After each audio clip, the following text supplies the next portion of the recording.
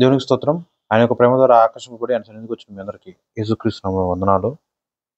మలాకి 3వ అధ్యాయము 6వ వచనం. యెహోవానైన నేను మార్పు లేని వాడను గనుక యెహోవా సంతతి వారైన మీరు లయము కాలేదు. చిన్న ప్రేయర్ చేసుకుని వాక్యం చూసుకుందాం. స్తోత్రమైన మహాగణుడ మహోన్నతుడ, గడ్డి పరగతో సైతం నువ్వు మాట్లాడించగలిగిన సమర్థవంతుడు ప్రభు.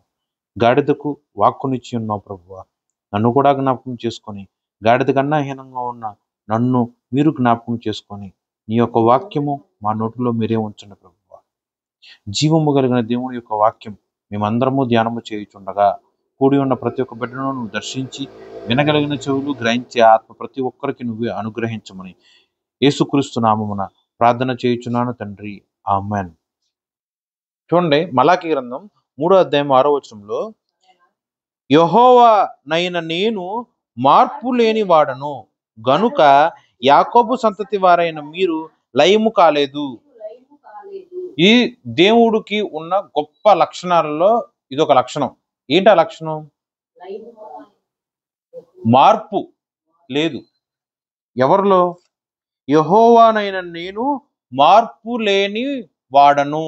చూడండి, సృష్టిలో ఉన్న ఏదైనా సరే ప్రతి దాంట్లో మార్పు ఉంది. మనుషులుగా మనం తీసుకుంటే చిన్నప్పుడు ఎలా ఉన్నాము, యవన కాలంలో ఎలా ఉన్నాము, నడిప్రాయంలో ఎలా ఉన్నాము, వృద్ధాప్యంలో ఎలా ఉన్నాము. పై ఉన్న రూపంలోనే మార్పు ఉంది. అంత మాత్రమే కాకుండా ఆ మనిషి యొక్క అంతరంగములో కూడా ఎన్నో రకాల మార్పులు ఉంటాయి. సందర్భానుసారంగా స్థితిగతులను ఆధారం చేసుకొని రకరకాల ఎమోషన్స్, సంతోషము, దుఃఖము, బాధ, కోపం, ఇలా రకరకాల ఎమోషన్స్ ఉంటాయి. అలాగే ఒక చెట్టును తీసుకోండి, ఇలా రకరకాల సీజన్స్ ఉంటాయి. కాలములు, ఎండాకాలము, వర్షాకాలము, వానాకాలము, ఇలా రకరకాల కాలాల్లో అదే చెట్టు రకరకాలుగా స్పందిస్తూ ఉంటుంది. ఎండాకాలంలో వాటి యొక్క ఆకులు ఎండిపోయి రాలిపోతాయి, కానీ వసంతకాలంలో మళ్ళీ చిగురు వస్తుంది. అదే చెట్టులోని ఏ చెట్టులో నుంచి అయితే ఆకులు ఎండిపోయి రాలిపోయి పడిపోయినాయో అదే చెట్టులో నుంచి మళ్ళీ కాలము మారిన పిమ్మట మార్పు చెంది వసంతకాలమునందు మళ్ళీ చిగురు వస్తుంది. మళ్ళీ చిగురు నుంచి మళ్ళీ మెల్లగా ఆకులు రావటం, అలాగే సందర్భానుసారంగా కాలమునకు అనుకూలముగా అది మంచి ఫ్రూట్స్ రావచ్చు, లేకపోతే ఫ్లవర్స్ రావచ్చు. దాని యొక్క దేవుడి యొక్క సృష్టి ప్రకారం అవన్నీ కూడా దేవుడు ఎలా నిర్ణయించాడో ఆ నిర్ణయం ప్రకారం అవన్నీ కూడా ఫలములైనను పూలైనను మనుషుల కోసం వృద్ధి చేస్తున్నాయి. ఓకే, అలాగే జంతువులు కూడా మీరు చూసుకోవచ్చు. ఈవెన్ కొండలైనా సరే, జలప్రాయములైనా సరే, నదులు, వాగులు, ఏది తీసుకున్నా ఈ యొక్క ప్రపంచంలో సృష్టి యావత్తులో ఉన్న ఏదన్నా మీరు తీసుకోండి, ఉదాహరణకి ప్రతి దాంట్లోనూ మార్పు ఉంది. మార్పు లేదు అని చెప్పడానికి ఒకటన్నా ఉందా? ప్రాణం లేని రాళ్ళు రప్పల్లో కూడా మార్పు ఉంటుంది. కానీ ఈ యొక్క వాక్యం ఎంత స్పష్టంగా ఉంది. యెహోవానైన నేను. చూడండి, ఒక మనిషి ఈ యొక్క వాక్యం గురించి చెప్పట్లా, దేవుడు తన గురించి తను చెప్పుకుంటున్నాడు. ఒక ప్రవక్త ఈ యొక్క వాక్యం గురించి చెప్పట్లా, ఒక ప్రవక్త ద్వారా దేవుడి యొక్క ఆత్మ ఆ ప్రవక్తను దర్శించి లోపరుచుకొని స్వాధీనపరుచుకొని ఆ ప్రవక్త ద్వారా లిఖింపజేసిన యొక్క వాక్యము, యెహోవానైన నేను యెహోవానైన నేను మార్పు లేని వాడను.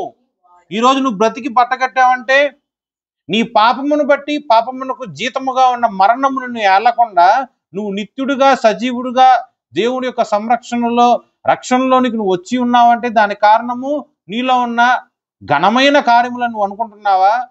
నీ యొక్క ప్రవర్తన నువ్వు అనుకుంటున్నావా? కాదండి. కొత్త నిబంధన గ్రంథంలో ఎఫెసీ రాసిన పత్రికలు అవ్వచ్చు, అలాగే పౌలు గారు రాసిన ఎన్నో పత్రికల్లో స్పష్టంగా ఉంది, నరుడు వాడి యొక్క సొంత క్రియల చొప్పున ఏనాడు కూడా రక్షింపబడలేదు. మార్పు లేని యెహోవాకు సృష్టికర్తకు దేవుడు ద్వారా మాత్రమే నువ్వైనా నేనైనా ఏ మనిషి అయినా సరే రక్షింపబడి ఉన్నాడు తప్ప ఆ మనిషిలో ఎటువంటి నీతి లేదు, మంచి లేదు. యెహోవానైన నేను మార్పు లేని వాడను. ఇలా చెప్పగలిగిన వాడు ఏ మనిషి అయినా సరే, ఇతర దేవతలైనా సరే ఎక్కడన్నా ఉన్నారా? ఒకవేళ నోటి మాట చొప్పున చెప్పినా సరే అది రుజువు అయినది ఎవరిలో ఉంది? ఇప్పుడు నేనున్నానండి. ఎన్ని సందర్భాలైనా సరే, ఎన్ని సంఘటనలు అయినా సరే, ఎలాంటి పరిస్థితులు నా మీదకి వచ్చినా సరే నేను ఒక్కలాగానే ఉంటా. నేను మాట ఇచ్చానంటే మాట. నాలో కోపం రాదు. నన్ను ఎంత రెచ్చగొట్టినా కోపం రాదు. సుమారు నేను అలా మాట్లాడాను అనుకోండి, నన్ను గురించి నేను మాట్లాడుకున్నాను అనుకుందాం కాసేపు, అది నిజమేనా? మనిషి అనేవాడు ఎవరిలో అయినా సరే మార్పు ఉంటుంది. కానీ దేవుడిలో నిన్ను సృష్టించిన నీ దేవుడుగా ఉన్న యెహోవా యందు ఏ మార్పు లేదు. ఓకేనా? ఇంతవరకు అర్థమైందండి. దేవుడు తనకి ఉన్న లక్షణాలలో ఎన్నో గొప్ప గొప్ప లక్షణాలలో ఒక లక్షణం గురించి ఈరోజు మనతో మాట్లాడుతున్నాడు. ఆ లక్షణం ఏంటంటే మార్పు. దేవునిలో మార్పు లేదు. మార్పు ఉన్నట్లయితే నేను చేసిన పాపానికి నా యొక్క ప్రవర్తన, నా యొక్క క్రియల యొక్క ఫలితం ప్రకారము ఏనాడో నేను మృతి చెందవలసి ఉన్నవాడను, ఏనాడో నేను అగ్నిగుండంలో వేయబడి ఉండవలసిన వాడను. కానీ క్షమింపబడి ఉన్నానన్నా, రక్షింపబడి ఉన్నానన్నా, దేవుడి యొక్క సన్నిధిలో సజీవుడుగా ఉన్నాను అన్నా దాని కారణం ఏంటి? నేను కాదు. దాని కారణం ఒకే ఒకటి, దేవుని యందు ఎటువంటి మార్పు లేదు. ఓకే. అలాగే ఇదే వాక్యము సంఖ్యాకాండం చూడండి 23:19.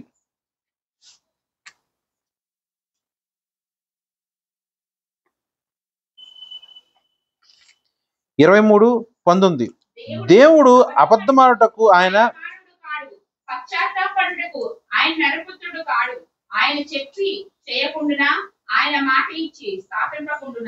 చాలండి. దేవుడు అబద్ధమాడుటకు ఆయన సంఖ్యాకాండము 23:19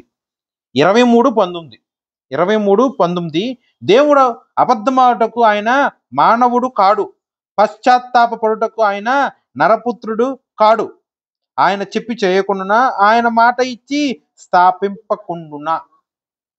ఈ వాక్యం మీకు తెలుసుగా. మలాకీ రాసిన ఆ యొక్క గ్రంథంలో అవ్వచ్చు, అలాగే సంఖ్యాకాండం అవ్వచ్చు, ఇవన్నీ కూడా మీరు చాలాసార్లు చూసే ఉంటారు. మరి ముఖ్యంగా ఈ 19వ వచనంలో దేవుడి గురించి ఒక మాట గురించి ఎంత చక్కగా రాసి ఉంటుంది చూడండి. మాట మన నోటి నుంచి బయలు వెళ్ళిన తర్వాత అది నిజము లేకపోతే అబద్ధం అవుతుంది. కానీ అదే మాట దేవుడి యొక్క నోటి నుంచి ఒక్క మాట గనక బయటకు వస్తే ఆ మాట నిశ్చయముగా, ఖచ్చితముగా, ముమ్మాటికి నిజమై ఉంటుంది. దేవుడి నుండి ఒక మాట వస్తే అది ముమ్మాటికి 100కి 100 అది నిజం. కాబట్టి ఈ యొక్క వాక్యం చెప్తుంది, దేవుడు అబద్ధమాడుటకు ఆయన మానవుడు కాడు, పశ్చాత్తాపపడుటకు ఆయన నరపుత్రుడు కాడు. ఈ యొక్క 2వ లైను మీరు చూశారు కదా, పశ్చాత్తాపపడుటకు ఆయన నరపుత్రుడు కాడు. ఇక్కడ కొన్ని ప్రశ్నలు వేస్తా చూడండి. నోహా కాలంలో పాపము బహుగా విస్తరించింది. ఎంతగా అంటే ఘోరాతి ఘోరంగా విస్తరించింది. అప్పుడు దేవుడు నరులను నేను ఇలా సృజించి ఉన్నానే, వాళ్ళు ఇలా పాపంలో పడి ఉండి ఇలా హేయమైన క్రియలు చేస్తున్నారే, నరులను నేను ఎందుకు సృష్టించానా అని పశ్చాత్తాపపడ్డాడు అన్నట్టు ఒక వాక్యం ఉంటుంది చూడండి. అది ఇక్కడ ఆదికాండము 6:6.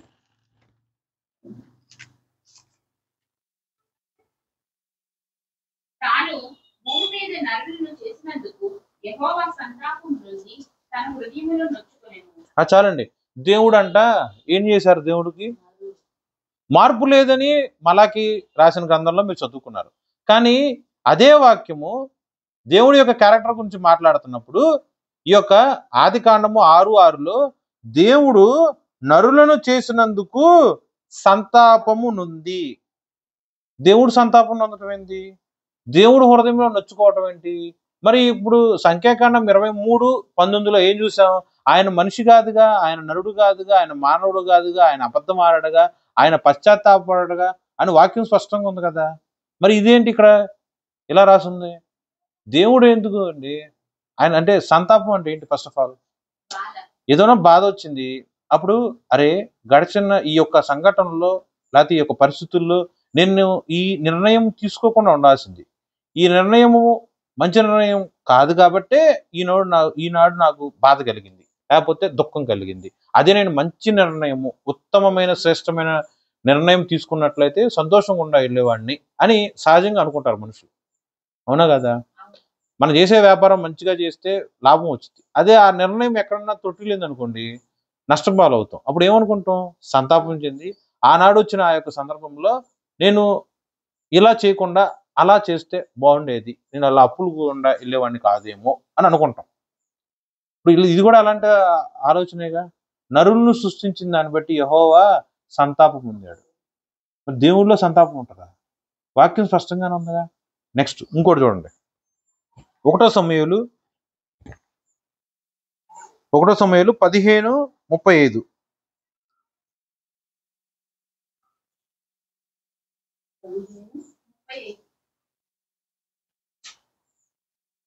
సౌలు బ్రతికిన దినములన్నిటిను సమూయేలు అతని దర్శింప వెళ్ళలేదు, కానీ సౌలును గూర్చి దుఃఖాక్రాంతుడాయెను. మరియు తాను సౌలును ఇశ్రాయేలు మీద చాలండి. 15:11. 1 సమూయేలు 15:11. సౌలు నన్ను అనుసరింపక వెనుక తీసి నా ఆజ్ఞను గైకొనకపోయెను గనుక అతన్ని రాజుగా నిర్ణయించినందుకు నేను పశ్చాత్తాపపడుచున్నాను. చూడండి ఎంత కాంట్రడిక్షన్ లో ఉంటుంది చూడండి. ఈ ఏదైనా అడ్డం పెట్టుకొని ఒకసారి మళ్ళీ మీరు చదువుకోండి. 1 సమూయేలు 15:11లో ఏం రాస్తుంది? సౌలును బట్టి దేవుడు పశ్చాత్తాపపడ్డాడు. ఓకే, 15:11. కానీ సంఖ్యాకాండంలో 23:19లో పశ్చాత్తాపట్టుకు ఆయన నరపుత్రుడు కాడు. ఓకే, అలాగే యోనాలో కూడా రాసి ఉంటుంది. నివేనియా పట్టణంను ఇలా నాశనం చేయమండి అని దేవుడు యోనాను పంపించినప్పుడు, మరి యోనా అక్కడ జీవము కలిగిన దేవుడి యొక్క వాక్యమును ప్రకటించి 3 రోజులు మీరు ఇలా ఉపవాసం ఉండి దేవుడి దగ్గర ప్రార్థన చేసుకుంటే దేవుడు మిమ్మల్ని రక్షిస్తాడేమో అని చెప్పిన పిమ్మట రాజుతో సహా రాజ ప్రజలతో సహా ఆఖరికి పశువులు అనగా ఈ ఎడ్లు మొత్తం జంతువులతో సహా ఉపవాసం ఉంటాయి. ఉపవాసం ఉండి 3 రోజుల పాటు ఉపవాసం ఉండి దేవుడి దగ్గర క్షమాపణ పొందుకుంటుంది. వాళ్ళు 3 రోజుల పాటు ఇలా ఉపవాసం ప్రతిష్ఠించుకుని దేవుడి సన్నిధిలో చేసిన ప్రార్థనను బట్టి ఆ యొక్క పట్టణం మీద దేవుడి యొక్క ఉగ్రత వస్తుంది అని దేవుడు ఏ రోజైతే, అంటే కొద్ది రోజుల కిందట చెప్పి ఉన్నాడో ఆ మాటను బట్టి దేవుడు పశ్చాత్తాపం పొంది ఉన్నాడు అని కూడా యోనా గ్రంథంలో రాసింది. అవునా? ఏంటి అది అర్థం ఏంటి? మరి సంఖ్యాకాండంలో 23:19లో రాసింది కదా, పశ్చాత్తాపపడుటకు నేను నరపుత్రుని కాదు. మరి పశ్చాత్తాపం అంటూ ఎరుగని యెహోవా మన తండ్రి సౌలును బట్టి పట్టాడు. అలాగే నివేనియా పట్టణంలో నాశనం చేయటం ఆ యొక్క యోనా గారి కాలంలో మళ్ళీ పశ్చాత్తాపడ్డాడు. అలా ఇంకా చాలా సందర్భాలు ఉన్నాయి. నోవా కాలంలో ప్రజలను బట్టి సంతాపపడి ఉన్నాడు. అంటే ఏంటండి? అంటే ఆయన తప్పు చేసినట్టు అర్థమా? ఏంటి అర్థం? ఇప్పుడున్న ఇలాంటి ఆలోచనలు కానీ వాక్యం కానీ ఇప్పుడు మీకు అర్థమవుతుందా? ప్రశ్నలు తలెత్తాలి కదా. సో మనం ఒక వాక్యం చదువుతున్నప్పుడు అది ఇలా స్ట్రైట్ గా లేదా గుడ్డిగా ఇలా టెక్స్ట్ బుక్ నాలెడ్జ్ అంటే వాక్యము లేకపోతే అక్షర జ్ఞానం ప్రకారం చదువుకుంటూ వెళ్ళిపోతే ఎక్కడ కూడా పొంతన దొరకదు. రెండు వాక్యాల్లోని అర్థాలు వేరువేరుగా ఉంటాయి.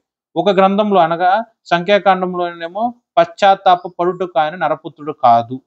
అలాగే సమూయేలు ఆ యొక్క 1 సమూయేలులోనేమో 15వ అధ్యాయంలో 11వ వచనంలో సౌలు బట్టి దేవుడు పశ్చాత్తాపడ్డాడు. యోనా గ్రంథంలో కూడా దేవుడు ఆ యొక్క పట్టణమును బట్టి పశ్చాత్తాపడ్డాడు. ఒక చోట ఏమో పశ్చాత్తాప పడడు అని, ఇంకో చోట ఏమో పశ్చాత్తాప పడతాడు అని రాస్తుంది. అక్షర జ్ఞానం ప్రకారం మీరు ఆలోచించినట్లయితే గ్రంథంలో తప్పులు ఉన్నాయి అని మీకు తెలుస్తాయి. ఓకేనా? అర్థమైందండి? అప్పుడు మీరు ఎలా చదువుకోవాలి? ఇది దేవుడి దగ్గర హెల్ప్ అడగాలి. ప్రతి యొక్క గ్రంథంలో 66 పుస్తకాలు చేత ఒక్కటగా 66 పుస్తకాలను ఒక్కటగా ఉన్న ఈ యొక్క బైబుల్ అనే పరిశుద్ధ గ్రంథంలో సంఖ్యాకాండం తీసేయడానికి లేదు, అలానే సమూయేలు తీసేయడానికి లేదు, యోనా తీసేయడానికి లేదు. గ్రంథాలు కాదు కదా, ఆఖరికి ఒక సున్నా అయినా, ఒక కమ అయినా, ఒక పొల్లు అయినా సరే తీసేయడానికి లేదు, మళ్ళీ యాడ్ చేయడానికి లేదు. ఈ యొక్క గ్రంథం యావత్తు పరిశుద్ధాత్మ దైవావేశము ద్వారా లెక్కింపబడి ఉన్న జీవము కలిగిన దేవుడి యొక్క ఉద్దేశములు, ఆలోచనలు, ప్రణాళికలు. కానీ ఒకానొక సందర్భంలో పశ్చాత్తాప పడను అని చెప్పిన యెహోవా సౌలును బట్టి, అలాగే యోనాను బట్టి, ఆ యొక్క నిబేనియ పట్టణమును బట్టి ఎందుకు పశ్చాత్తాపడ్డాడంటే ఏమై ఉంటది కారణం? ఏమై ఉంటది కారణం? సౌలును బట్టి పశ్చాత్తాపడ్డాడంటే సౌలు దేవుడికి రెబేలియన్ అంటే దేవుణ్ణి ఎదిరించి వాక్యమును, ప్రవర్తనను తృణీకరించి ఇష్టానుసారంగా ప్రవర్తించి పాపంలో పడిపోయాడు. సౌలు అభిషేకింపబడిన మొట్టమొదటి రాజు, దేవుని చేత అభిషేకింపబడిన మొట్టమొదటి రాజు ఆ యొక్క ఇజ్రాయెల్ ప్రజలకి. అలాంటి ఆయన ఒకానొక సందర్భంలో డబ్బుకి, లేకపోతే ఇలా పశు సంపద, ఆస్తిపాస్తులను కూడబెట్టుకునే ఆ యొక్క నీచమైన లక్షణం బట్టి, అంటే ధనాపేక్ష వల్ల ఏమైపోయాడండి, దేవుడి యొక్క వాక్యాన్ని తృణీకరించాడు. తను ప్రేమించిన ఆ యొక్క వ్యక్తి పాపంలో పడిపోయాడు. దాన్ని బట్టి దేవుడు బాధ కలిగి ఉన్నాడు.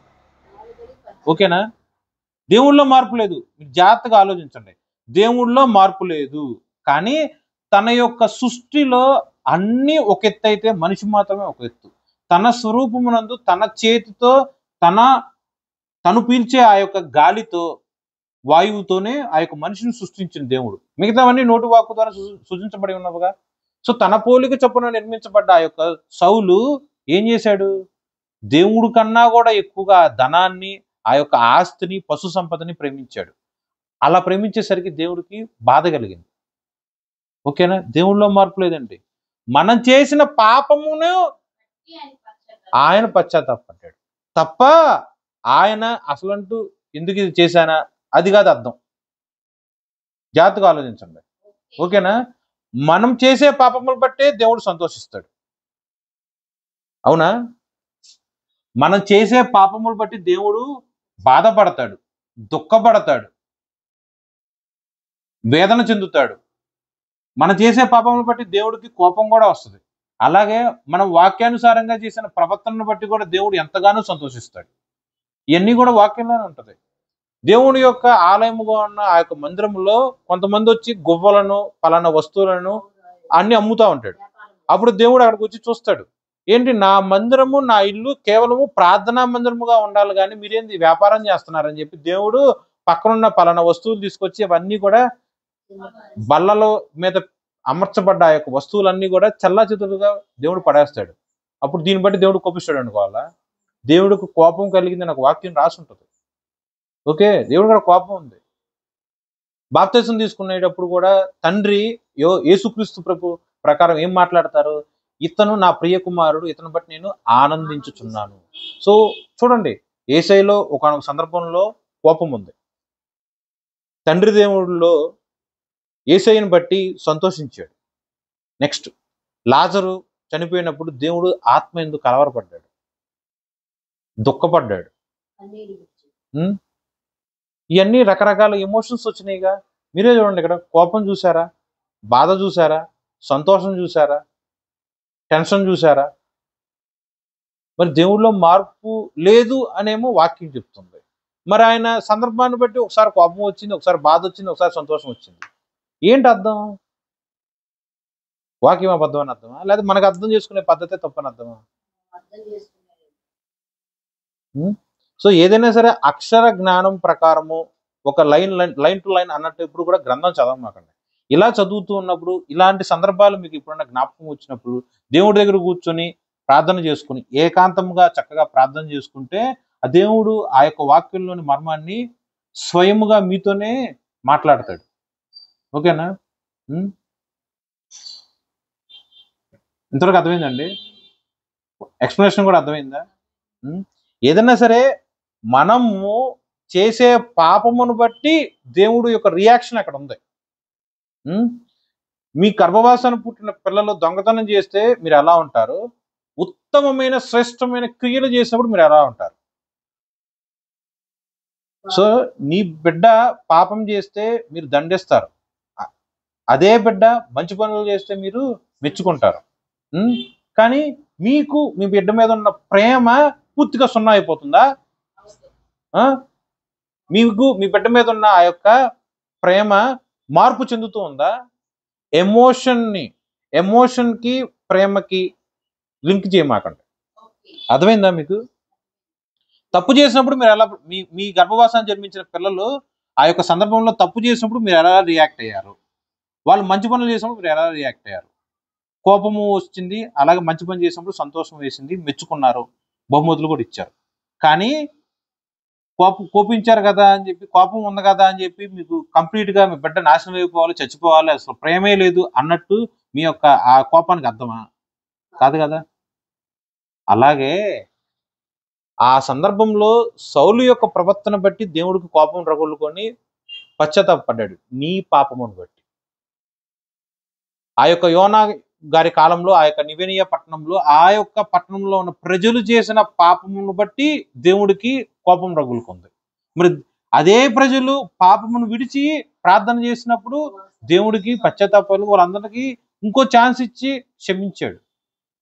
సో ప్రేమ ఎప్పుడు ఒకేలాగా ఉంది. మన క్రియల వల్ల, మన పాపము వల్ల దేవుడు మనకి శిక్ష విధిస్తాడు, మనల్ని మెచ్చుకుంటాడు, మనకి సందర్భానుసారంగా కావాల్సిన ప్రతి ఒక్క అవసరత తీరుస్తాడు. నీ ప్రవర్తన, నీ యొక్క పాపము నువ్వు విసర్జిస్తున్నావా లేకపోతే పాపంలో బ్రతుకుతున్నావా, దాన్ని బట్టి దేవుడి యొక్క ప్రేమైన, క్షమైన, ఉగ్రతైన నీ మీద నిలిచి ఉంటుంది. ఎమోషన్, లవ్ ఎప్పుడు ఒకేలాగా ఉంటుంది. కానీ సిచ్యువేషన్ ప్రకారము, నీ క్రియల ప్రకారం కూడా దేవుడు నీ యందు ఆనందిస్తాడు. నీ క్రియల ప్రకారం దేవుడు నీ యందు దుఃఖపడతాడు. నీ క్రియల ప్రకారం దేవుడు నీ యందు కోపపడతాడు. నీ క్రియల ప్రకారం దేవుడు నీ యందు శిక్ష విధిస్తాడు. నీ క్రియల ప్రకారం దేవుడు నీ యందు క్షమాపణ కూడా విధిస్తాడు. సో నువ్వు పాపంలో ఉంటే ఏంటి, పాపంలో లేకపోతే ఏంటి, నీ యొక్క ప్రవర్తన ఆధారం చూసుకోండి. వాక్యం జాగ్రత్తగా చదవండి. ప్రేమలో మార్పు లేదండి, ప్రేమలో ఎక్కడా కూడా మార్పు లేదు. కానీ నువ్వు పాపంలో ఉన్నప్పుడు దేవుడు ప్రేమ అక్కడే ఉండి, హృదయం యొక్క వెలుపల దేవుడు ప్రేమ కలిగి అలా నిలబడి, నా ప్రేమను వీడు ఎప్పుడు అర్థం చేసుకుంటాడా, నా యొక్క త్యాగమును, నా యొక్క రక్తమును వీడు ఎప్పుడు అర్థం చేసుకుంటాడా అని చెప్పి నిలిచి ఉండి ఓర్పు కలిగి నీ యందు అలా నిరీక్షణగా దేవుడు చూస్తూ ఉంటాడు. నువ్వు దూరం వెళ్ళిపోతూ ఉన్నప్పుడు దేవునికి దగ్గరికి వచ్చి ఇంకా క్షమాపణ, కృప నీకు అనుగ్రహిస్తూనే ఉంటాడు. సో ఈ యొక్క సంఖ్యాకాండం 23:19లో పశ్చాత్తాపడుటకు నేను నరపుత్రులను కాను అన్న అదే వాక్యము యెహోవా అగు మన తండ్రి యొక్క లక్షణాలలో 1 సమూయేలు 15:11లో సౌలును బట్టి నేను పశ్చాత్తాపడ్డాను అన్న మాటకి మధ్య వేరియేషన్స్ అర్థం మీకు క్లియర్గా ఉందా? నెక్స్ట్ ఓకేనండి, ఇంతవరకు ఓకేనా? కన్ఫ్యూజ్ అయితే లేకపోతే ప్రశ్నలు ఏమన్నా వస్తే అడగండి తిరిగి. యెషయా 46:9-11.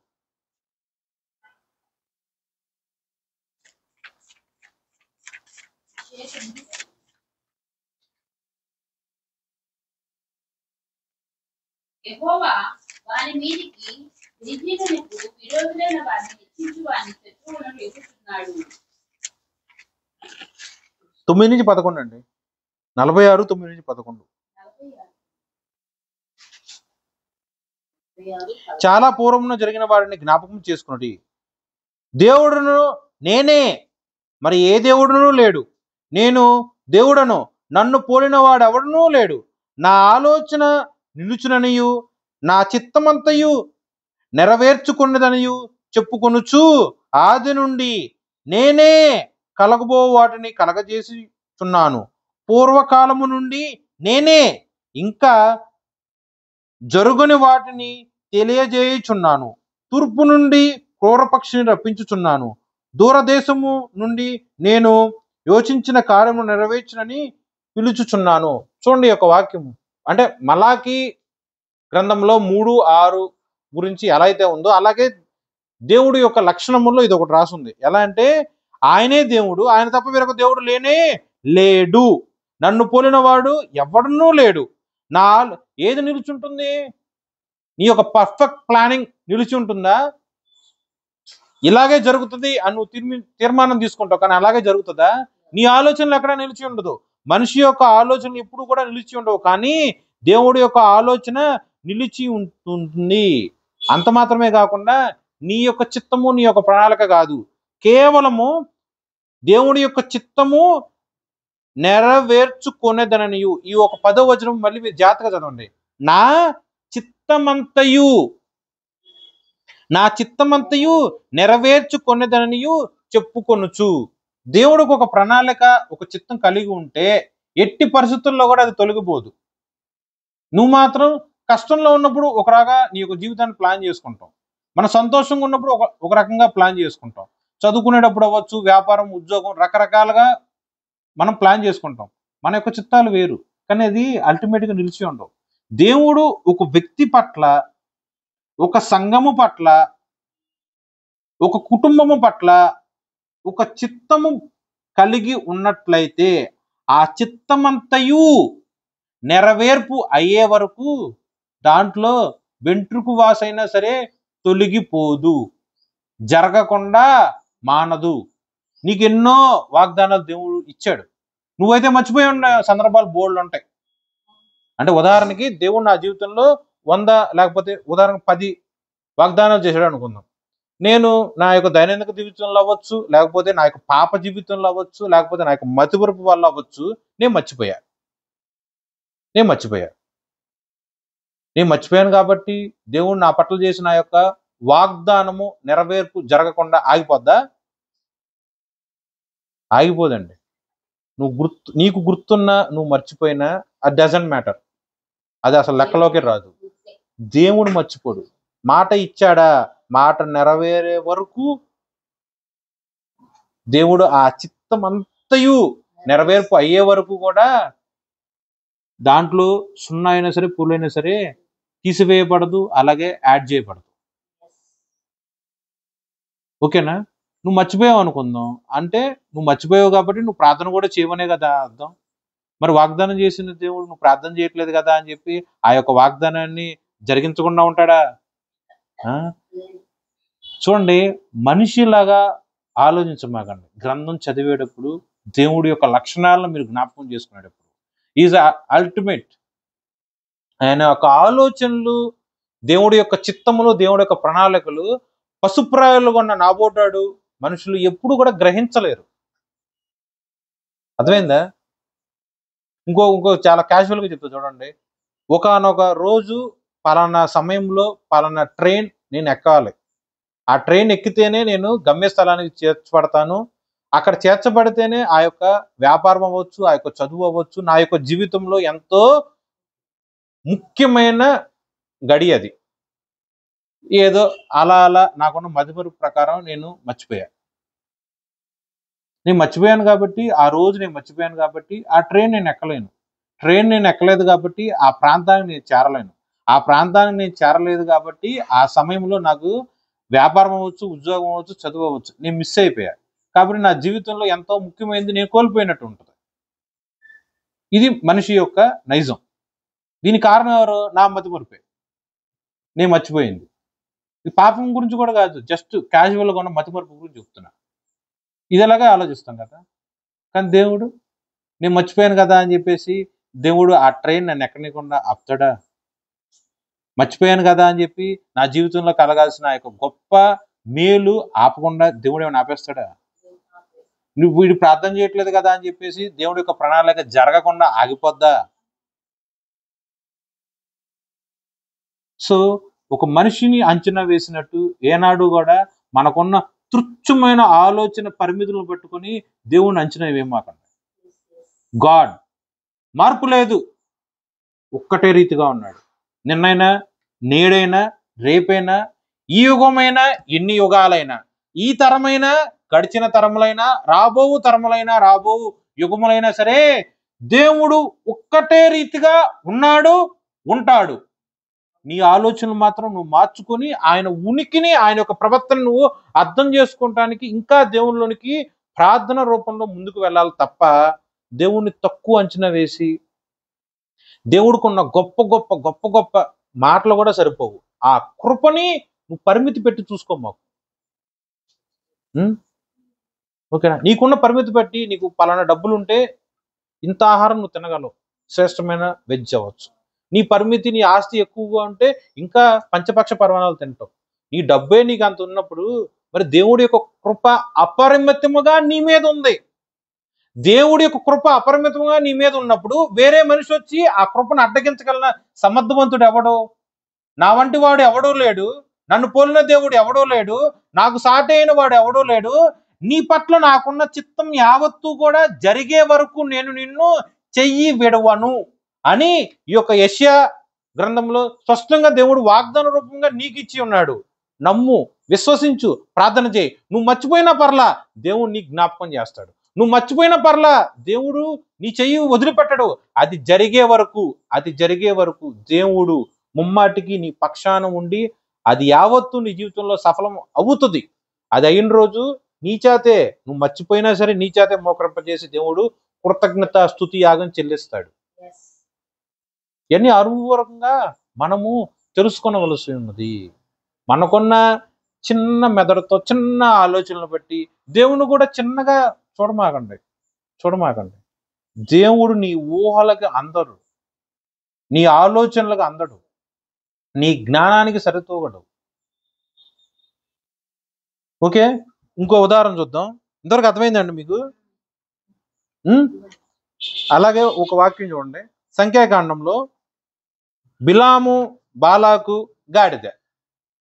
ఇది ఎంతవరకు తెలుసు? ఎంతమందికి తెలుసు ఇది? ఈ యొక్క సంఘటన ఎంతమందికి తెలుసు?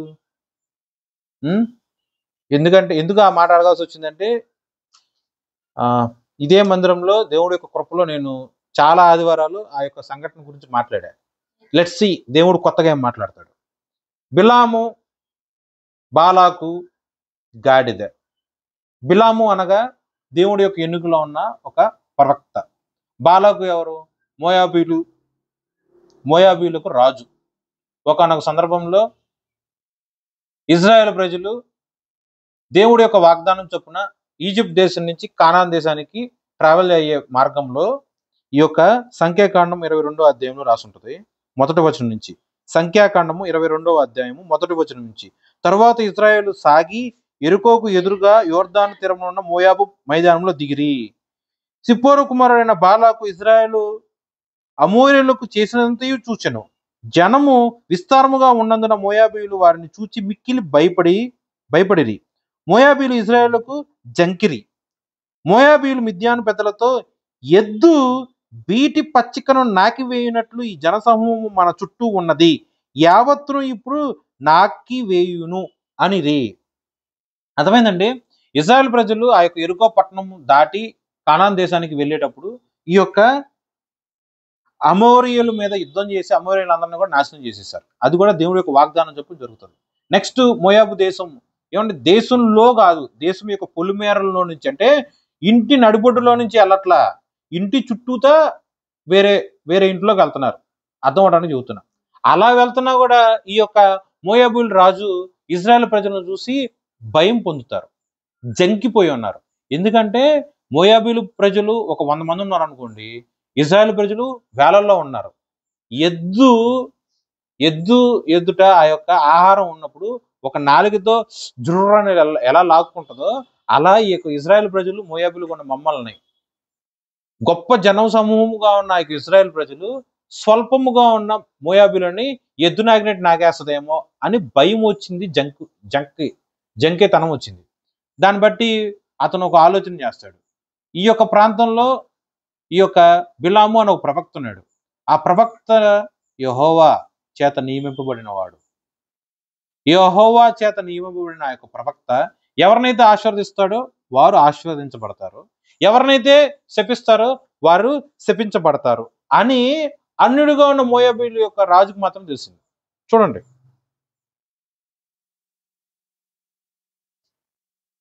ఆరో వచనం. కాబట్టి నీవు దయచేసి వచ్చి నా నిమిత్తము ఈ చెరువును శపించుము. వారు నాకంటే బలవంతులు, వారిని హతం చేయుటకు నేను బలము నుంచుతునేమో. అప్పుడు నేను ఈ దేశంలో నుండి వారిని తోలివేయుదును.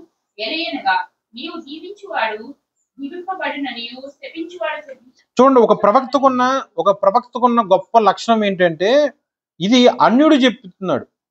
అన్యుడికి తెలిసిన గొప్ప రహస్యం. ఎవరిని బట్టి?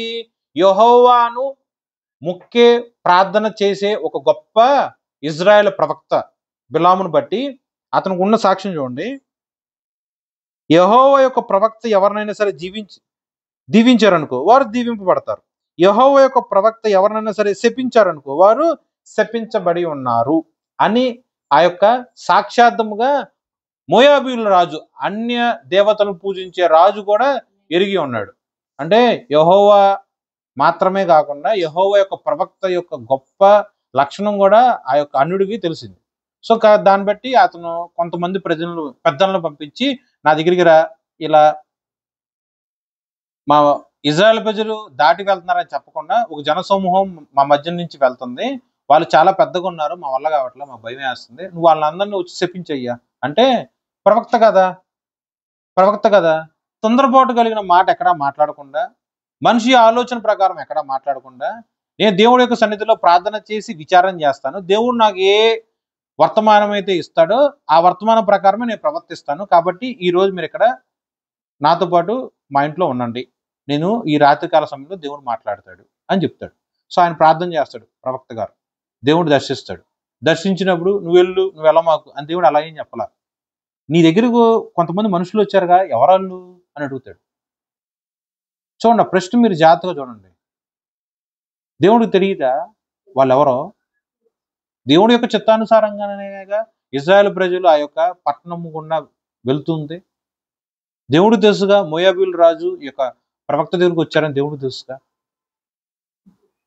కానీ నీ దగ్గరికి వచ్చిన ఆ యొక్క మనుషులు ఎవరో అని మాత్రం దేవుడు అడిగాడు. తెలియక అడిగాడా, తెలిసి అడిగాడా? సో దేవుడు నేను ఏదైనా అడిగినప్పుడు ఆయనకి ఏదో జ్ఞానం లేక, ఇన్ఫర్మేషన్ లేక నిన్ను అడగట్లేదండి. నువ్వు నిజం మాట్లాడుతున్నావా, అబద్ధం మాట్లాడుతున్నావా, నీ అంతరంగంలో ఉన్న దేవుడి యొక్క మాట యథార్థముగా నువ్వు మాట్లాడుతున్నావా, లేకపోతే నీ అంతరంగంలో ఉన్న పాపము దేవుడి యొక్క మాట కన్నా కూడా ఎక్కువ అయిపోయి నువ్వు అబద్ధాలు మాట్లాడుతున్నావా అని దేవుడు పరీక్షించడానికి నీకు ఏం జరిగింది అని అడుగుతాడు. అప్పుడు ఆ యొక్క ప్రవక్త ఏం చెప్తాడు? వీళ్ళు పలానా వాళ్ళు, ఇది వాళ్ళ పలానా సమస్య అంటే నువ్వు వెళ్ళమాకు, వాళ్ళు ఆశీర్వదించబడిన ప్రజలు, నువ్వు వెళ్ళమాకు అని దేవుడు చెప్తాడు. వెంటనే ఆ యొక్క ప్రవక్త ఆ యొక్క ప్రజల దగ్గరికి, ఆ పెద్దల దగ్గరికి వచ్చేసి, మీతో పాటు దేవుడు నన్ను వెళ్ళొద్దన్నాడండి, మీరు మీ సామాన్లు సర్దుకొని మీ దేశానికి వెళ్ళిపోండి అంట. వాళ్ళు వెళ్ళిపోతారు. వెళ్ళిపోయి అక్కడ రాజుగా ఉన్న బాలాకు చెప్తారు. ఆ ప్రవక్త బిలాము రానన్నాడు. అప్పుడు బాలాకు ఇంకా ఆలోచన చేశాడు. ఒకడు రూపాయికి అమ్ముడు పోడు, ఒకడు 100 రూపాయలకు అమ్ముడు పోడు, ఒకడు 1,00,000 రూపాయలకు అమ్ముడు పోడు, కానీ 1,00,00,000 రూపాయలకు అమ్ముడు పోయే ఛాన్స్ ఉందా? ఆలోచన చేయండి. ఒకడు 1,00,000 రూపాయలకు అమ్ముడు పోడేమో, కానీ అదే మనిషి 1,00,00,000 రూపాయలకి కకృతి పడతాడేమో. నీ బుద్ధి ఒక సంచి డబ్బులకి లొంగదేమో, కానీ నీ బుద్ధి 100,000 కోట్ల రూపాయలకి నీ యొక్క బుద్ధి మారి పాడు బుద్ధిగా అవుతుందేమో అన్న ఆలోచన కలిగి పెద్దలను పంపించిన ఆ యొక్క మహారాజు ఇంకా అధికమైన ప్రాధాన్యత, ఘనత వహించిన గొప్ప పెద్దలను పంపిస్తాడు. సోది సొమ్ముతో మొదటిసారి పంపించిన ఆ యొక్క రాజు ఈసారి సోది సొమ్ము పంపించకుండా నువ్వేది అడిగితే అది ఇస్తా అంటాడు. సోది సొమ్ము అంటే అది ఇంత చిన్న సంచి అవ్వచ్చు, లేకపోతే బ్రీఫ్ కేస్ ఆఫ్ మనీ అవ్వచ్చు, కానీ నువ్వేది అడిగితే అది ఇస్తాను అంటే అర్థం ఏంటి? 10 బ్రీఫ్ కేసులు అడిగినా ఇవ్వాలి, 100 బ్రీఫ్ కేసెస్ ఆఫ్ మనీ అడిగినా ఇవ్వాలి. ఓకేనా? అంటే మొదటిసారి పంపించినప్పుడు 1,00,000 రూపాయలే పంపించాడు అనుకోవచ్చు. రెండోసారి ఘనత వహించిన పెద్దలు వచ్చినప్పుడు ఇందాక 1,00,000 రూపాయల వరకే నీ రేట్ నేను మాట్లాడా, ఇప్పుడు నీ రేట్ 1,00,000 రూపాయలు కాదు, నువ్వు ఎంత అడిగితే అంత ఇస్తా, ఈ పని చేసి పెట్టు అని ఒక ప్రవక్తకి, దేవుని యొక్క అభిషేకము పొందిన ఒక ప్రవక్తకి ఒక రేట్ కట్టి, ఆలోచనండి, ఒక రేట్ కట్టి ఒక అన్యుడిగా ఉన్న రాజు అడుగుతాడు. అప్పుడు ఆ మాటకే ఆత్మ కలిగిన ప్రవక్త ఎలా మాట్లాడాలి? నా దేవుడిలో మార్పు లేదు. నిన్నటి రోజు దేవుడు నాకు స్పష్టంగా చెప్పాడు, ఆ ప్రజలు ఆశీర్వదించబడిన ప్రజలు, నువ్వు వాళ్ళ జోలికి వెళ్ళమాకు, వాళ్ళని ఎటువంటి శపించమాకు, వాళ్ళ దగ్గరికి నువ్వు వెళ్ళమాకు అని దేవుడు నాతో ఖండితంగా మాట్లాడాడు. ఈ రోజు నువ్వు నిన్నటి రోజు నువ్వు 10 మంది వచ్చి ఈ రోజు 100 మంది వచ్చినా, నిన్నటి రోజు నువ్వు ₹1,00,00,000 ఇచ్చి ఈ రోజు 10 కోట్లు ఇస్తానన్నా సరే నేను రాను, మీరు నిశ్చయంగా ఇక్కడి నుంచి వెళ్ళిపోండి, దేవుడిలో మార్పు లేదు, దేవుడిలో మార్పు లేదు అని ప్రవక్త మాట్లాడాలా మాట్లాడకూడదా? ప్రవక్తలాగా కూడా కాకుండా, ఒక విశ్వాసులాగా కూడా కాకుండా, డబ్బుకి కకృతి పడినట్లు మళ్ళీ నేను దేవుడి దగ్గర విచారం చేస్తా అని కూడా అనకుండా ఎలా మాట్లాడతాడంటే, నువ్వు నా ఇల్లు అంత వెండిచ్చినా, నువ్వు నా ఇల్లు అంత బంగారం ఇచ్చినా సరే నేనేం లొంగను అని చెప్పి అంటాడు. వాళ్ళు ఏం చెప్పారా అండి బంగారం ఇస్తాను, వాళ్ళు ఏం చెప్పారా అండి వెండి ఇస్తాను అని? తన యొక్క హృదయంలో ఉన్న వాంఛను అతను చెప్పి చెప్పనట్టు తెలివిగా చెప్పేశాడు. చెప్పి ఈ రాత్రి ఇక్కడ స్టే చేయండి, నేను దేవుడి దగ్గర నుంచి వర్తమానం పొందుకుంటా అంటారు. సో మనిషి యొక్క మాట, ప్రవక్త యొక్క మాట మారిపోయింది. ప్రవక్త యొక్క మాటలో మార్పు ఉంది, కానీ దేవుడిలో మార్పు లేదుగా. నిన్నటి రోజు దేవుడు ప్రత్యక్షమైనప్పుడు ఆ యొక్క ప్రవక్తతో ఏం మాట్లాడాడు? నీ దగ్గరకు వచ్చిన ఈ ప్రజలు ఎవరు అన్నాడు. ఓకేనా? సరే, రెండోసారి దేవుడు వచ్చినప్పుడు కూడా దేవుడు ఏం మాట్లాడాలి? అక్కడ ఉన్నది మొత్తం తెలుసు కదా. దేవుడు నిన్న వెళ్ళిపోమన్నాం కదా, వెళ్ళిపోయాడు కదా, ఇది మళ్ళీ ఎందుకు వచ్చారు? పోనీ నీ దగ్గరకు వచ్చిన ఈ ప్రజలు ఎవరు అని దేవుడు అడిగాడా? అడగల. హృదయ అంతరంగంలో ఎరిగిన వాడు ప్రవక్త యొక్క ధనాపేక్ష దేవుడు ఎరిగి డైరెక్ట్ మాట్లాడతాడు. చూడండి, ఆ మనుషులు నిన్ను పిలువ వచ్చినలా నీవు లేచి వారితో వెళ్ళుము. చూడండి, బిలాము ఏం చెప్పాడా? ఆ మనుషులను పిలుస్తున్నారయ్యా అని. అంటే రెండోసారి దర్శించినప్పుడు, దేవుడు రెండోసారి దర్శించినప్పుడు ఈ ప్రజలు ఎవరో, ఎందుకు వచ్చారో, నిన్ను ఎందుకు రమ్మన్నారు, నువ్వు వెళ్ళాలా వద్దా అని ఏదన్నా సరే దేవుడు అడగకుండా డైరెక్ట్ పాయింట్కి వచ్చాడు, వాళ్ళని పిలుస్తున్నారుగా నువ్వు వెళ్ళిపో అని. చూడండి, మొదటిసారి దేవుడు అడిగిన ప్రశ్నకి రెండోసారి దేవుడు అడిగిన ప్రశ్నకి ఎంత వేరియేషన్స్ ఉన్నాయి చూడండి. మొదటిసారి అతనిలో దేవుడు ఎందుకు భయం ఉంది, ధనాపేక్ష లేదు కాబట్టి ఏం జరిగిందని వివరణ అడిగాడు దేవుడు. రెండోసారి అతనిలో ధనాపేక్ష వచ్చేసింది అని తెలుసుకున్న దేవుడు, అతను పిలుస్తున్నారు కాబట్టి నువ్వు వెళ్ళాలనుకుంటాడు వెళ్ళు, దేవుడు నీ ఇష్టానికి వదిలేశాడు. ఓకేనా? దేవుళ్ళలో మార్పు లేదండి. ఆ యొక్క మనిషిలోనే ధనాపేక్ష ఉన్నప్పుడు ఎట్లున్నాడు, ధనాపేక్ష లేనప్పుడు ఎట్లా ఉన్నాడు. సో ఆ ప్రవక్త అలా వెళ్ళాడు. నిన్నటి రోజు దేవుడు వెళ్ళొద్దన్నాడు, ఈ రోజు దేవుడు వెళ్ళమన్నాడు, ఎందుకంటావు అని ఎక్కడ దేవుడి గురించి కూడా ఆలోచించాల. సింపుల్ గా గాడి తెచ్చుకున్నాడు, దాన్ని కట్టాల్సిన గంతె వేసేసాడు, మొత్తం నీట్గా రెడీ అయిపోయాడు, ఇద్దరు పనులు తీసుకొచ్చుకున్నాడు, కాసిన బట్టలు అన్ని సర్దుకొని బయలుదేరి వెళ్ళిపోయాడు. వెళ్ళినప్పుడు ఈ యొక్క బిలాం ప్రవక్త ఆ యొక్క బాలాకు దగ్గరికి వెళ్ళే ఆ యొక్క మార్గమునందు దేవుని యొక్క దూత కత్తి దూసి రెడీగా ఉంటది. నువ్వు వెళ్తే చంపేస్తా అని దేవుడు ఏం చెప్పలేదే, నువ్వు వెళ్ళమాకు అని దేవుడు ఏం చెప్పలేదే, నువ్వు వెళ్తే నా కోపం రగులుకుంటది అని దేవుడు ఏం చెప్పలేదే. హృదయ అంతరంగంలో ఎరిగిన దేవుడు, వారు ఆశీర్వదించబడిన దేవుని యొక్క జనము, దేవుడు యొక్క బిడ్డలు కాబట్టి నువ్వు ఆశీర్వదించవలసి ఉన్నది తప్ప నువ్వు ఏనాడు కూడా శపించకూడదు, ఆ మనుషులతో నువ్వు పోకూడదు అని దేవుడు ఖండితముగా మొదటిసారి మాట్లాడినా కూడా ధనాపేక్ష కలిగి ఇంటిడు బంగారము ఇల్లంతా వెండి నాకు కావాలి, ఇచ్చిన నేను రాను అని చెప్పనట్టు చెప్పిన అతని యొక్క ధనాపేక్షను బట్టి దేవుడికి కోపము రగులుకొని ఆ వెళ్ళు అని దేవుడే పంపించేసినప్పుడు అప్పుడైనా సరే దేవుడి దగ్గర కూర్చొని ప్రార్థన చేసి విచారించాలి. అదన్నీ కూడా చేయకుండా రెడీ అయ్యి వెళ్ళిపోయారు. సో దేవుడికి ఇంకా కోపం రగులుకొని దూతను పంపించాడు. కత్తి కూడా వరలో పెట్టలే, కత్తి దూసి రెడీగా ఉన్నారు, రావటం చంపేసాడు. చూడండి, గాడిద యొక్క దృష్టికి దేవుడి యొక్క దూత కనపడింది, కానీ బిలాముకి అనగా ఒక ప్రవక్తకు మాత్రం యెహోవా ఆత్మ చేత అభిషేకింపబడిన, యెహోవా యొక్క ఆత్మ యొక్క స్వరము వినగలిగిన ఒక ప్రవక్తకు మాత్రము దేవుడి యొక్క దూత కూడా కనిపించలేదు. నిన్నటి రోజు దేవుడి యొక్క స్వరం విన్నాడు, ఈ రోజు తన కంటి ఎదురుగా ఉన్న దేవుడి యొక్క దూతను చూడాలా. గాడిద సైతము దేవుడి యొక్క దూతను చూసింది తప్ప ప్రవక్త మాత్రం చూడలేకపోయాడు. ఇక హ్యాపీగా ముందుకు వెళ్ళిపోతూ ఉన్నప్పుడు గాడిద ఆ యొక్క దేవుని యొక్క దూతను చూసి, కత్తి చూసిన దేవుని యొక్క దూతను చూసి భయం కలిగి మెయిన్ రోడ్ మీదకి వెళ్లకుండా పొలంలోకి పారిపోద్ది. నువ్వు ఎందుకు పక్కదారిలోంచి వెళ్ళిపోయావు అని చెప్పి బిలాముకి కోపం వచ్చి కొడతది, కర్ర తీసుకుని కొడతాడు. ఓకే, నెక్స్ట్ మళ్ళీ ఆ యొక్క గాడిద మళ్ళీ ప్రయాణమై వస్తుంది. ఈసారి అటు ఇటు వెళ్తదేమో అని చెప్పి దేవుని యొక్క దూత ఏం చేస్తుంది, ఇటు అటు గోడ పెట్టేటట్టు గోడను క్రియేట్ చేస్తుంది. అప్పుడు అది కుడి పక్కకి ఎడ పక్కకి వెళ్ళలేనప్పుడు ఆ గోడకి ఇలా ఆనుకోవాల్సి వస్తుంది. అలా ఆనుకుంటున్నప్పుడు ఈ యొక్క బిలాము ప్రవక్త యొక్క కాలు గోడకు తగిలి కొంచెం నొప్పి చేస్తుంది. ఓకే, మళ్ళీ కోపం రగులుకొని 4 దెబ్బలు పీకుతారు. గాడిద ఓర్చుకుంది. మరి 2 సందర్భాలు అయిపోయింది కదా. మూడో సందర్భం, ఈసారి కత్తి చూసి ఇక నేను ఎడం పక్కకి వెళ్ళలేను, కుడి పక్కకి వెళ్ళలేను, వెనక పక్కకి వెళ్ళలేను, సో ముందుకెళ్తే మాత్రం నన్ను చంపేస్తారు కాబట్టి నేను ఎటు వెళ్ళని చెప్పి ఉన్న చోటని ఒక్కసారిగా ఆగిపోయింది. అలా ఆగిపోవటం వల్ల గాడిద పడిపోయింది, గాడిద మీద ఉన్న బిలాము కూడా కింద పడ్డాడు. అప్పుడు ఇంకా కోపము కట్టెలు తెంచుకున్నట్టు కోపం మండిపోయి, అది కూడా వాక్యంలో రాసుంటది, 27వ వచనంలో రాసుంటది, కోపము మండి తన చేతి కర్రతో తీసుకొని గాడిదని కొడతాడు. గాడిద కొట్టినప్పుడు అప్పుడు దేవుడు ఆయన యొక్క కృపలో గాడిదకి వాక్కునిచ్చాడు. ఓకేనా, అప్పుడు గాడిద మాట్లాడుతుంది. మొదటిసారి గాడిద మాట్లాడినప్పుడు బిలాము ఏం చేయాలి, సృష్టికి విరుద్ధంగా తన కంటి ముందు జరుగుతున్నప్పుడు ఆశ్చర్యం, ఇదేంటి గాడిద మాట్లాడుతుంది ఏంటి అని ఆశ్చర్యపోవాలిగా. అలా ఆశ్చర్యపోవాలా, తిరిగి గాడిదకి రిప్లై ఇస్తున్నాడు. అంటే చూడండి, ధనాపేక్ష వల్ల ఆలోచించే తత్వం కోల్పోతాం.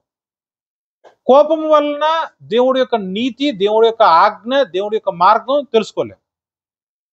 కోపం ఒక ఎత్తు అయితే ఇతనికి కోపం వచ్చింది, కోపం రగులుకుంది, కోపం మండిపోయి ఉంది. ఇంకా దేవుడి యొక్క నీతిని ఎప్పుడు వెతుకుతాడు?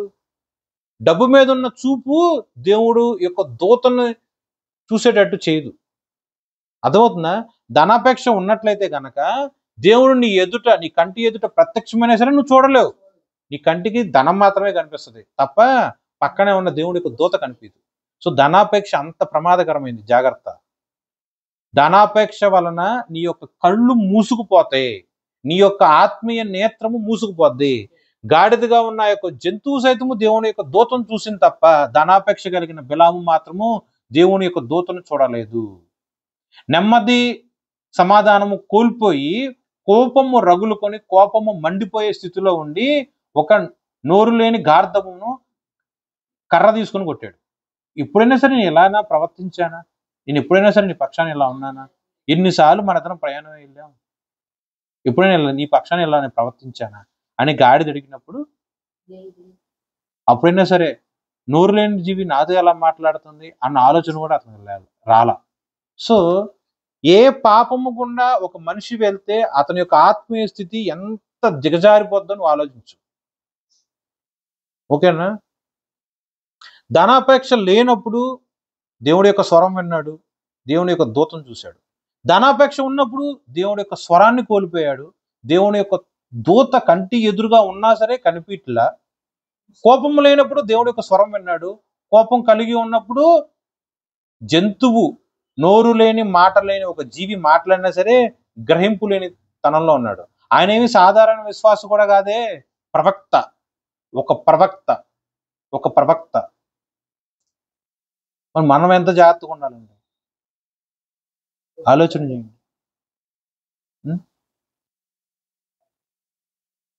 ఇప్పుడు ఇది ఇంతవరకు మీకు తెలుసుకుందండి. ఓకేనా? గాడిద బిలాము, గాడిద చేసిన తప్పును బట్టి గాడిద బిలాము ఇద్దరు ఉన్నారు కదా. బిలాము చేసిన ఆ యొక్క ధనాపేక్ష అను ఒక పాపమును బట్టి దేవుడు గాడిదను వాడుకొని బిలాముకు బుద్ధి చెప్పాడు. 2వ పేతురు పత్రికలో కూడా స్పష్టంగా రాసి ఉంటుంది. అలాగే ఈ యొక్క సంఖ్యాకాండం 22-23 అధ్యాయంలో కూడా రాసి ఉంటుంది. ఇది ఇంతవరకు మీకు తెలుసు. దీన్ని కొంచెం ఆలోచన ధోరణి మార్చుకొని జాగ్రత్తగా ఆలోచన చేయండి.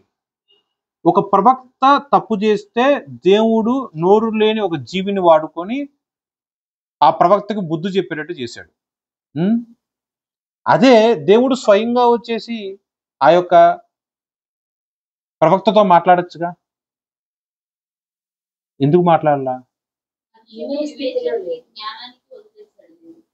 వినే స్థితిలో లేడు. దేవుడు ఆల్రెడీ మాట్లాడాడు. మాట్లాడు అలా మాట్లాడి రెండోసారి ఘనత వహించిన పెద్దలు వచ్చినప్పుడు ఆ యొక్క రాత్రి కాల సమయంలోనే దేవుడు మాట్లాడేశాడు. దేవుడి యొక్క స్వరము వినలేని స్థితిలో ఉన్నాడు కాబట్టి అప్పుడు గాడిదను వాడుకున్నాడు. సో ఆలోచన చేయండి, ఒక ఆత్మీయ స్థితి ఎంత ఘోరంగా పడిపోద్దు ధనాపేక్ష వలన. ధనాపేక్ష వలన దేవుడి యొక్క వర్తమానం మనం పొందుకోలేము. ధనాపేక్ష వలన దేవుడు మనకి ఇచ్చే గద్దింపు కూడా మనం కోల్పోతాం. నెక్స్ట్, ధనాపేక్ష వలన మన తోటి సహోదరులు సైతం మనకు ఇచ్చే ఒక ఆలోచన అవ్వచ్చు, సజెషన్ అవ్వచ్చు, అవి కూడా మనం చెవును పెట్టలేం. సో దేవుడు చెప్పినా మారట్లేదు, మనుషులు చెప్పినా మారట్లేదు, కాబట్టి వీడికి జంతువులతో బుద్ధి చెప్పించాలి. నువ్వు మనిషిలాగా లేదు ధనాపేక్ష వల్ల నీ యొక్క బుద్ధి. ధనాపేక్ష కలిగి ఉండటం వల్ల నీలో ఉన్న మానవత్వం, మనిషి బుద్ధి కోల్పోయి నువ్వు గడ్డి తినే పశువులాగా తయారయ్యావు. కాబట్టి మాట లేని ఒక గార్ధము గడ్డి తినే ఒక పశువు ద్వారా నేను నీకు బుద్ధి చెప్తున్నా అని దేవుడు అక్కడ ఉపమానముగా మాట్లాడుతున్నాడు. ఆలోచన చేయండి, ధనాపేక్ష ఉంటే మనలో ఉన్న సహజముగా ఉన్న మానవ బుద్ధి, మనుష్య లక్షణాలు కోల్పోయి ఒక పశుప్రాయుడుగా మారబడతాం. పశుప్రాయుడుగా మార్చబడ్డ నాలాంటి ధనాపేక్ష కలిగిన వాడికి దేవుడు అదే పశువుని తీసుకొచ్చేసి నాకు బుద్ధి చెప్పిస్తాడు. అర్థమైందా? అర్థమైందా? దేవుడు తలుచుకుంటే రాళ్లను, రప్పలను సైతము తన యొక్క నోటి బోరగా వాడుకుంటాడు. దేవుడు తలుచుకుంటే మోగ జీవికి సైతము స్వరమునిచ్చి దేవుడు మనిషికి కాదండి, ప్రవక్తకి సైతము బుద్ధి చెప్పిస్తాడు. బుద్ధి తిరిగి మరలా స్వతంత్రించుకున్న ఆ యొక్క బిలాము ఏం మాట్లాడతాడు? దేవుడి గురించి మాట్లాడతాడు. దేవుడు ఆశీర్వదించాడు కాబట్టి వాళ్ళందరూ ఆశీర్వదించబడే జనాంగం. దేవుడే ఆశీర్వదించిన ఆ యొక్క జనాంగమును బట్టి నేనెవరిని వాళ్ళని దీవించడానికైనా సరే, శపించడానికైనా అది దేవుని చిత్తమై ఉన్నది. నేను ప్రవక్తనైనంత మాత్రాన దేవుని యొక్క చిత్తాన్ని ఇంచే వెంట్రుక సైతము నేను మార్చలేను. నేనెవరిని? ప్రవక్తగా ఉన్న నేను ఎవరిని దేవుడి యొక్క చిత్తాన్ని మార్చటానికి? ఈ యొక్క గ్రంథము ఎన్నో ఆదివారాలు గుండా, ఎన్నో సంవత్సరాలు గుండా దేవుడి యొక్క సన్నిధిలో నువ్వు వస్తూ వాక్యాన్ని వింటూనే ఉన్నావుగా. ఒక్కడంటే ఒక్క భక్తుని నువ్వు చూపించు దేవుడి యొక్క చిత్తాన్ని తారుమారు చేసిన వాడిని. ఆది కాండం మొదలుకొని ప్రకటన గ్రంథం వరకు ఎంతో మంది భక్తులు ఉన్నారు ఈ యొక్క గ్రంథంలో. వీళ్ళందరూ కూడా దేవుడి చేత అభిషేకించబడిన దేవుడి యొక్క భక్తులు, అపోస్తులు, న్యాయాధిపతులు, ప్రవక్తలు, ప్రవక్తనీయులు. వీళ్ళలో ఒక్కరైనా సరే దేవుడి యొక్క చిత్తాన్ని మార్చిన వారు ఒక్కడైనా ఉన్నారా? బైబిల్లో ఉంది ఆన్సర్. లేరు. దానికి కారణం ఏంటి? యెహోవానైన నేను మార్పు లేని వాడను. సృష్టి యావత్తులో ఉన్న ఏ జీవికైనా సరే, ఏ మనిషికైనా సరే, ఏదైనా సరే మార్పు ఉంది తప్ప సృష్టికర్తగా ఉన్న యెహోవాకి మార్పు లేదు. తరాలు మారినా, యుగాలు మారినా మారని దేవుడు, మార్పు లేని వాడు ఒకే ఒక్కడు. ఆ ఒక్కడు నీ ప్రార్థనకై ఎదురు చూస్తున్న నీ యొక్క తండ్రి. నీతో ముచ్చటించటానికి వాక్యముతో నీ ముందుకు వచ్చిన నీ యొక్క దేవుడు. గ్రంథం చదువు అక్షర జ్ఞానంతో కాదు, ఆత్మ జ్ఞానంతో. మనుషుల దగ్గరికి వెళ్ళి బాబు బైబిల్ ఎట్లా చదవాలి అని అడగమాకు. ప్రార్థన చేసుకొని ఆ ప్రార్థనలో నీ యొక్క చేతిలో నీ యొక్క బైబిల్ పెట్టుకొని అడుగు, బైబిల్ ఎలా చదవాలో నాకు అర్థం కావట్లా అని సాక్షాత్తు దేవుని అడుగు. బికాస్ ఇది రాసిన వాడు దేవుడు కదా, దీని ఆథర్ దేవుడు కదా. రాసిన వాడిని అడిగితే నీకు తెలుస్తుంది ఎలాంటి అర్థాలు దీంట్లో ఉన్నాయో అని. నువ్వు అడిగిన మనిషి కూడా ఒకానొక సందర్భంలో ఈ యొక్క గ్రంథము చదవడానికి యోగ్యత లేనివాడే, కానీ ఆ మనిషి దేవుడి దగ్గర నుంచి, ఆ యొక్క దైవజనుడు దేవుడి ద్వారా జ్ఞానం పొందుకొని చదువుకున్నాడు. కాబట్టి నువ్వు కూడా దేవుడి ద్వారానే జ్ఞానం పొందుకో. మనిషిని ఆశ్రయించు మాకు. మరి ముఖ్యముగా దేవుని చేత ఆశ్రయించబడిన నువ్వు, ఒక ప్రవక్త నిన్ను దీవించినా లెట్ ఇట్ బి, ఒక ప్రవక్త నిన్ను శపించినా లెట్ ఇట్ బి. ఎందుకంటే నీ పట్ల దేవుడికి ఉన్న చిత్తము యావత్తు కూడా జరిగే వరకు కూడా ఏ ప్రవక్త ఆ యొక్క చిత్తాన్ని అడ్డగించలేడు. ఇజ్రాయేల్ ప్రజలు కనాను దేశానికి వెళ్ళాలి అని దేవుడు చిత్తము కలిగి ఉన్నాడు. ఆ యొక్క చిత్తాన్ని బిలాము ప్రవక్త అడ్డగించడానికి ట్రై చేశాడు. జరిగిందా? ధనాపేక్షకు లోబడి బిలాము ప్రవక్త అలా ట్రై చేశాడు, ప్రాణం మీద తెచ్చుకున్నాడు. కానీ ప్రాణం పోయే ఆఖరి సెకండ్లో దిద్దుబాటు చర్య కలిగి దేవుడి దగ్గర క్షమాపణ పొందుకొని ఏ ప్రయాణమంతా పోయి ముమ్మార్లు దేవుడి యొక్క ప్రజలను శపించాలి అని ఆశించాడో అదే నోటితో, అంటే ఏ నోటితో శపించాలి అన్న ఆలోచన కలిగిన ప్రవక్త అదే నోటితో దేవుడు ఆ ప్రవక్త ద్వారా ఆ నోటి ద్వారానే ఆశీర్వదించ చేసి ఉన్నారు. అంటే నిన్ను పాడు చేయాలని, నీకు కీడు కలగాలని, నిన్ను నష్టపరచాలని నీ మీద ప్రవక్త సైతము పన్నాగాలు పని నీ మీదకి వచ్చినా అదే ప్రవక్త ద్వారా దేవుడు నిన్ను ఆశీర్వదిస్తాడు. అదే నోటిని వాడుకొని దేవుడు నిన్ను దీవింపజేస్తాడు. ప్రవక్తలో ఏమీ లేదు, రాజులలో ఏమీ లేదు, మనుషులలో ఏమీ లేదు, మార్పు లేని దేవుడు యందు సమస్తము కలిగి ఉన్నది. కాబట్టి దేవుణ్ణి ఆశ్రయించు, సమస్తము నువ్వు స్వతంత్రించుకొని దేవుడి మహిమార్థమై సాక్ష్యముగా ఉంటావు. ఈ వాక్యం దేవుడు ఆశీర్వదించును గాక. ఆమేన్.